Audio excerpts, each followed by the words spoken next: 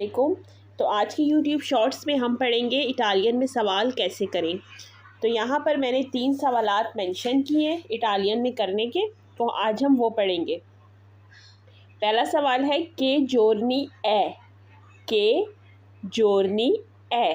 के का मतलब होता है क्या, जोर्नी का मतलब होता है दिन, ए का मतलब होता है। के जोर्नी ए, क्या दिन है। अगला सवाल है क्या मौसम है।